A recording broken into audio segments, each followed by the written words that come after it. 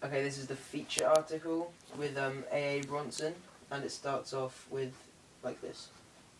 The first time I talked to the dead, it felt like a science experiment. It keeps calling out to me to happen again and again. It's more like a form than a fact. It feels like it needs to have its own word.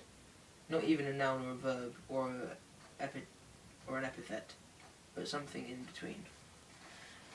It typically involves a group of gay men gathered in a circle in the dark, in nothing but rooster feathers sticking out of their bottoms, invoking queer spirits of the dead.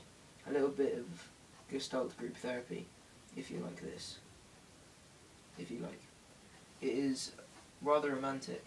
The one rule is that we talk about only the present and what's in the circle, no yesterday or tomorrow. If religion is figurative, the invocation of spirits is the beginning of abstraction. My first time was in Banff in the Canadian Rockies. The Indian tribes would never live there because it had too much energy. We invited all the queer spirits of the past several hundred years there into circle with us. We shared some whiskey and talked. In one moment it was just over. Hours and hours had gone by. It was an ancient ritual location. Now it is an enormously popular spot for Japanese tourists. All the signs are in Japanese, and it makes sense, as it all feels so close to a Japanese sense and sensibility in a surreal way. In a surreal way, it is in Canada, and yet feels like an Edo period ukiyo-e woodblock print. Only you can't take a picture of energy, so they all take the same majestic picture of two mountains, between much a glacier descends into a bright turquoise lake, with all these red poppies in the foreground. After all, ukiyo-e are pictures of the floating world. My great-grandfather was the first missionary to the 19th century Blackfoot Indians. I have a frail piece of paper from a reading by someone who read the bumps on his skull when he was 7. It says he was either going to be a criminal or a clergyman. His arch enemy was the medicine man, Eagle something. My great-grandfather created the Blackfoot Indian syllabarium. The shaman refused to learn it. Then one day announced it came in a dream. He demonstrated its use for show, then never again. They'd have the Sundance ritual, by which boys became men. They put big thorns around their skin.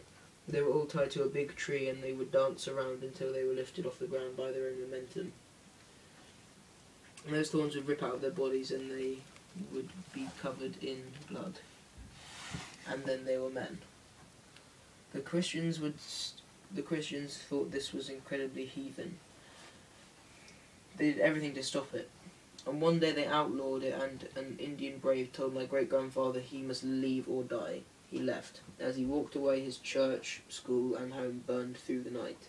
When he retired, my father bought an apple orchard and hired only Indians to pick the fruit. An ironic nod to his grandfather, I guess.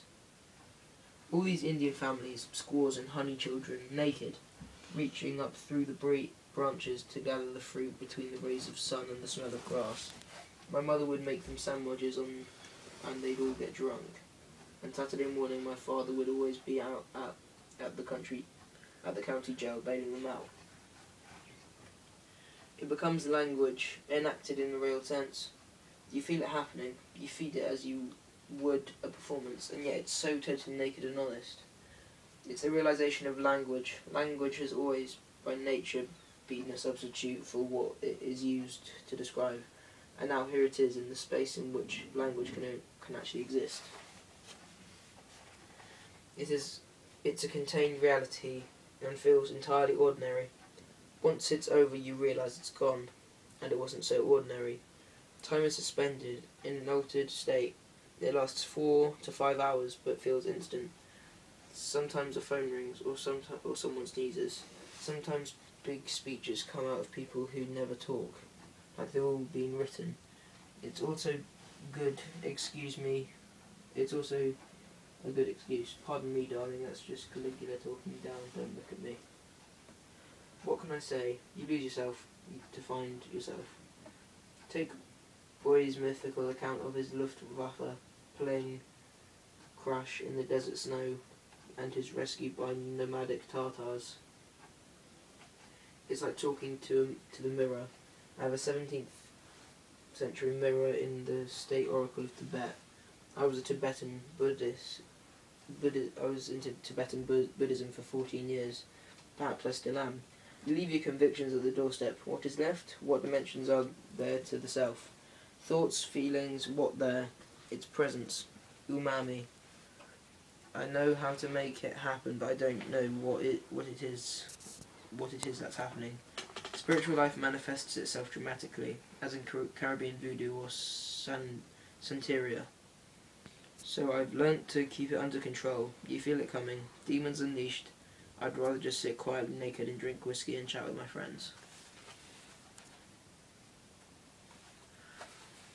Which is why I invented business.